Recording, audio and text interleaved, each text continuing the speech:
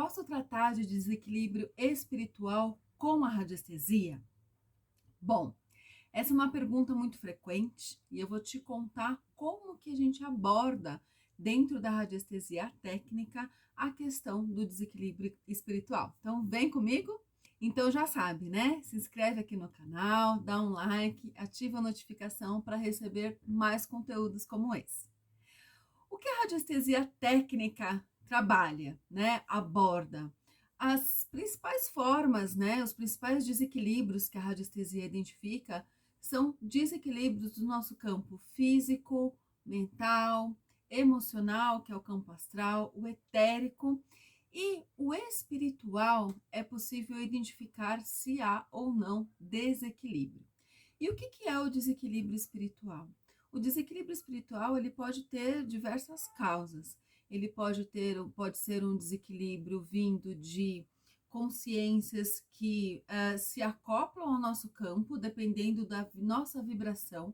Então, se a gente está numa vibração mais baixa, a gente vai atraindo energias e consciências que estão numa frequência mais baixa e que vão se fazendo essa troca energética e sugando também de alguma forma a nossa energia.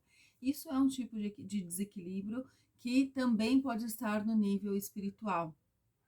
A gente tem um tipo de desequilíbrio espiritual relacionado, por exemplo, a vidas passadas, algo das vidas passadas que está reverberando nessa vida e que pode estar te causando desequilíbrio. A gente tem um desequilíbrio espiritual relacionado à conexão da pessoa com a espiritualidade. Às vezes ela está muito longe, às vezes a gente consegue identificar um desequilíbrio no chakra coronário, por exemplo, que fica no topo da cabeça e é essa conexão com a espiritualidade, e de repente a gente vê que o desequilíbrio espiritual é que a pessoa está muito desconectada com a sua própria espiritualidade, dependente de religião. Então, a radiestesia, ela consegue identificar esses tipos de desequilíbrio no nível espiritual. Porém, o tratamento desse nível espiritual, porque assim, vamos pensar nos outros níveis. Então, vamos supor que a pessoa esteja, a gente consegue identificar que a pessoa está com desequilíbrio físico. E aí é um desequilíbrio físico no fígado. Qual seria o tratamento relacionado a esse tipo de desequilíbrio?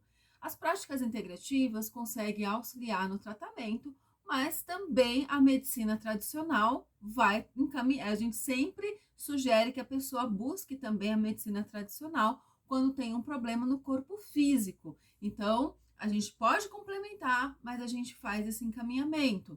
Se a pessoa tem um desequilíbrio no campo emocional, as terapias integrativas, a terapia vibracional, consegue auxiliá-la a harmonizar este campo emocional. Mas a gente também pode sugerir que a pessoa faça uma psicoterapia, por exemplo, para poder entender melhor do seu campo emocional, lidar com as suas emoções.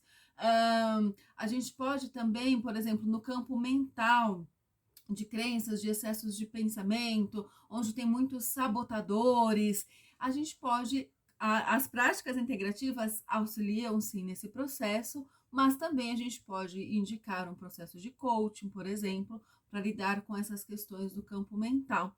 Então percebe que a radiestesia e as terapias integrativas têm essa função de identificar, complementar e auxiliar, mas também de encaminhar o que é melhor a partir do desequilíbrio identificado. E no campo espiritual não é diferente. Como que eu posso auxiliar o meu cliente quando ele está com um desequilíbrio no campo espiritual? Ajudando ele a fortalecer o seu campo energético, tá? Para trazer mais clareza, maior conexão, práticas integrativas que tragam maior conexão consigo mesmo e com o campo espiritual, mas também, além disso, como uma complementação, você pode indicar para a pessoa que tipo de tratamento que pode ser indicado.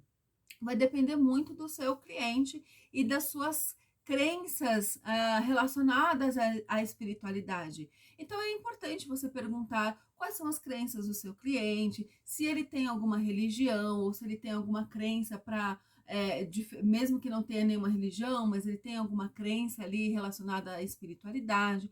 como que ele se relaciona com a sua própria espiritualidade, como que ele se conecta com isso. E aí, a partir do que ele te fala, você pode fazer o encaminhamento ou de retomar as suas práticas relacionadas à espiritualidade, ou então, algo que eu gosto muito de indicar e que eu faço indicações, por exemplo, é indicar sessões de apometria para fazer essa limpeza energética e espiritual também, esse alinhamento espiritual. A apometria é uma técnica de limpeza energética e espiritual, aonde não tem um vínculo religioso.